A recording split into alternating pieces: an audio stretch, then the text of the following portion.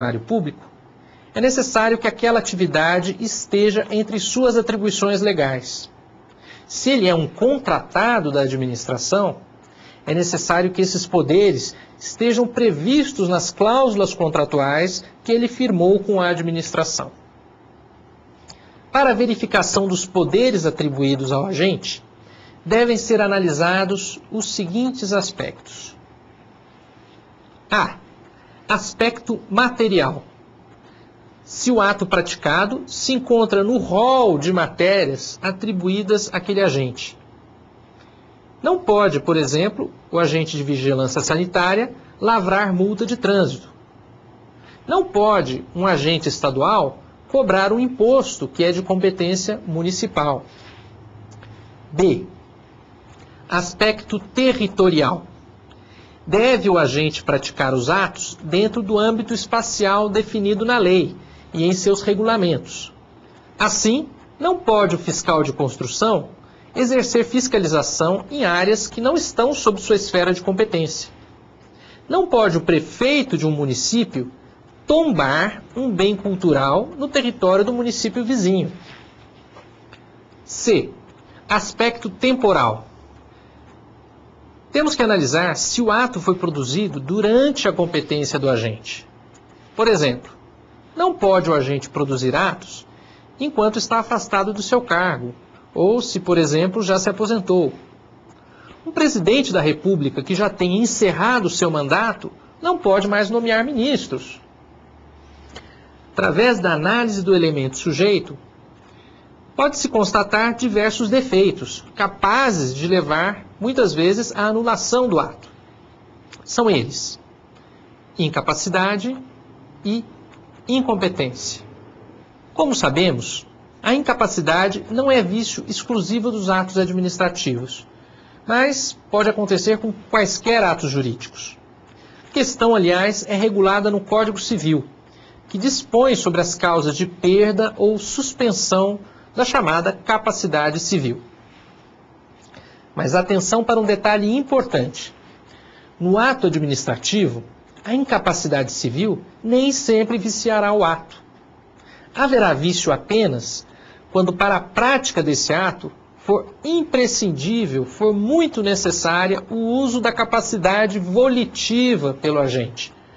Por exemplo, quando se trata de tomar uma decisão, realizar uma escolha. Nos atos em que isso não é necessário, atos que são uma mera decorrência de um comando legal, essa incapacidade não será causa de invalidade do ato. Isso porque, nesses casos, a vontade que opera é a da própria lei. O agente está apenas realizando mecanicamente aquela tarefa. Ainda no tema da incapacidade, devemos lembrar que pode ocorrer a incapacidade do agente para a prática de determinados atos, em razão de sua suspeição ou impedimento. São situações em que o agente pode estar, de alguma forma, envolvido com a situação a ser resolvida, o que prejudica a impessoalidade, a imparcialidade que ele deve ter ao tomar a decisão. Agora, falemos um pouco da incompetência. Ela pode decorrer de duas situações diversas. Uma é a situação do agente sem titulação legal, isto é, que não se encontra investido em funções públicas e que pratica o ato como se tivesse tal condição. Neste caso, estaremos diante da usurpação de função pública, conduta criminalmente tipificada. Também poderemos estar diante de uma hipótese mais branda, qual seja, o chamado exercício de fato, em que há uma irregularidade na investidura do agente, mas este exerce as atribuições com aparente legalidade. O exemplo clássico é a do servidor que continuou a exercer suas atividades após ter completado 70 anos, ou seja, quando ele já estava aposentado compulsoriamente. Ambas são, portanto, situações em que o agente não tem titulação legal para agir como um agente público. B. Outra é a situação do agente que, embora tenha titulação legal para a prática de atos administrativos, ultrapassa os poderes que a lei lhe confere, invadindo a competência de uma outra autoridade, ou praticando atos não previstos na lei.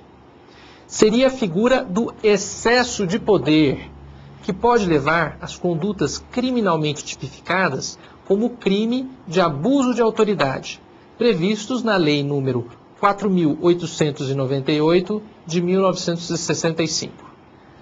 Falemos agora um pouco do segundo elemento, o objeto.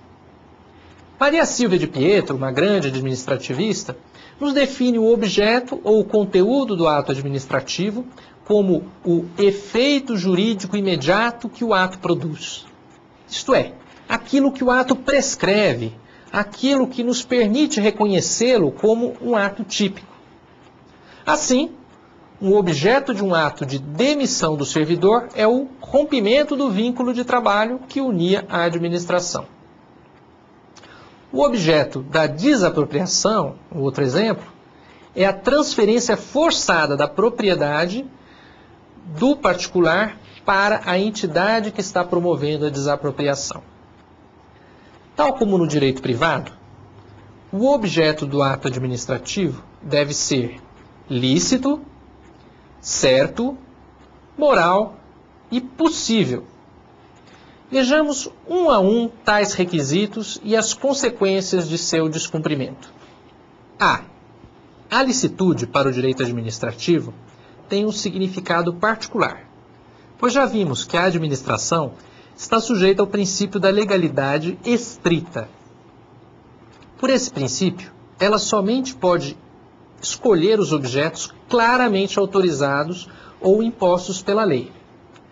Um objeto ilícito, por exemplo, seria a aplicação da pena de confisco pelo não pagamento de um tributo. Ou ainda, um decreto do prefeito que impedisse as pessoas de cor negra de frequentarem a praia do município. Isso também seria um objeto ilícito, pela discriminação que contém. B. A certeza do objeto está relacionada com o princípio da segurança jurídica, que nos diz que não deve pairar dúvidas sobre o sentido das prescrições contidas no ato administrativo. Um exemplo verídico, já ocorrido, por incrível que pareça, foi a de um ato autorizando uma licença a um servidor cujo nome a autoridade desconhecia, pois estava ilegível. Outro exemplo, a administração abrir licitação para aquisição de cadeiras para mobiliar as escolas, sem, no entanto, esclarecer quantas cadeiras pretende adquirir. C. A moralidade também é um princípio da administração pública, conforme já vimos. Um exemplo interessante e também verídico sobre a imoralidade de um objeto é o caso, que já saiu nos jornais, inclusive, do candidato a prefeito, que celebrou o negócio registrado em cartório com o presidente da Câmara Municipal, visando a nomeação de apadrinhados em troca do apoio eleitoral. As nomeações que se seguiram à eleição teriam toda a aparência de legalidade, visto que se tratava de cargos de confiança. Não fosse a evidente imoralidade do negócio que estava nelas implícito. A imoralidade também leva à invalidade do ato. D. A possibilidade